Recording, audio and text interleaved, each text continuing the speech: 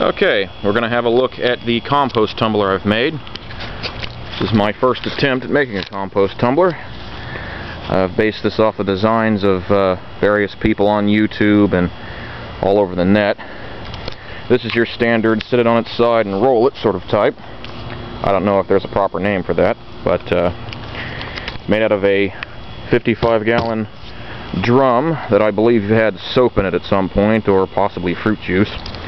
Bought this from a fella out near Crawfordville who apparently collects all the barrels in about a 100-mile radius. Lucky guy, he's got a nice racket going. I painted it black, or attempted to, as you can see, but all the black paint is starting to wear off. Probably need to put a second coat on it or something, but not terribly important. Drilled a bunch of quarter-inch holes in it for ventilation, and of course the door here, difficult to turn, it's full of compost already. Come on.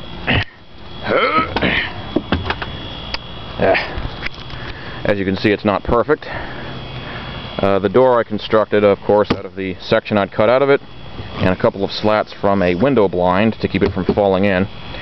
A couple of old hinges from a door to make the hinge and a latch. The front latch is just a hinge with the bolt taken out and a 16-penny nail to hold it closed. Look inside and we can see all the compost. So what you can't see is that it is actually starting to get a little warm, so it is doing its thing.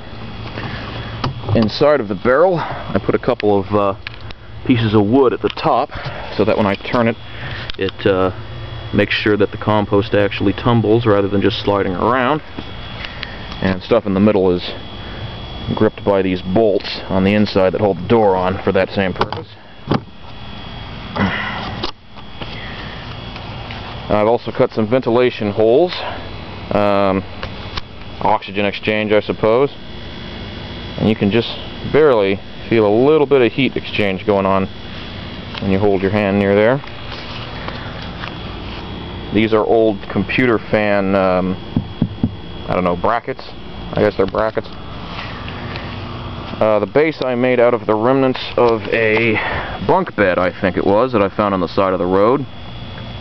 Put that together in an X brace, and I braced the two pieces together with two other pieces, as you can see.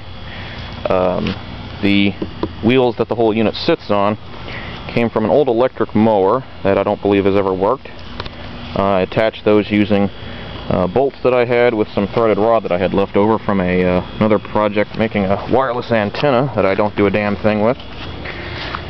As you can see, I have the feet sort of set up on pieces of wood. They were digging into the ground quite badly. I probably need to put some sort of a permanent brace there. Oh, what have we here?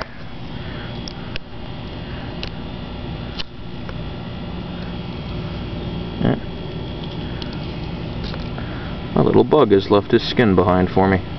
Wasn't that nice? So, that's the basics. I do have another barrel here. Bought two of them at the time, as many as I could fit into my sedan. I'm thinking about making another one of these, in this case to actually put a pipe through the center. That's the pipe I plan to use here. See if that works a little bit better. The obvious flaw in this design is that if the barrel sits there with enough weight on it, it sort of takes the shape of the wheels, so it's a little bit harder to turn. And I would think a pipe through the center would fix that problem to some degree. Also, these wheels are pretty cheap. There's no bearings inside, and they're just old plastic. The fact that they're sitting on a threaded rod is probably going to cause problems. I'm sure it'll tear it apart eventually, but my plan here was to make something with as little money as I could possibly spend, and everything but the barrel was free, so kudos for that. You can see I put a little handle on the side here to help turn it.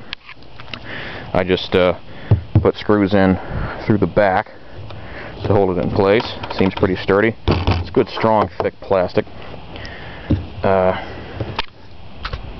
Not much else to say about it, really. Oh, look at that. It's coming off its stand. let's see if I can manage to give this thing a turn with the camera. Oh, no, I can set the camera down. Let's see.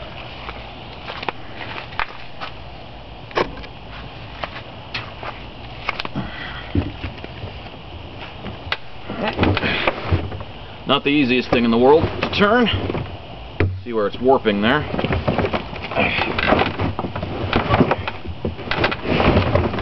Couple of good turns.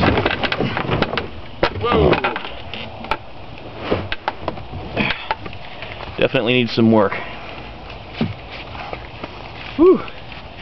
Smell that vegetable rot. Has a good hearty smell to it.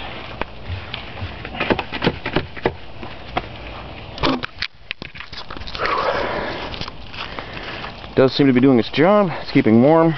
Something else, I put this here to prevent the barrel from sliding off in either direction as it was originally.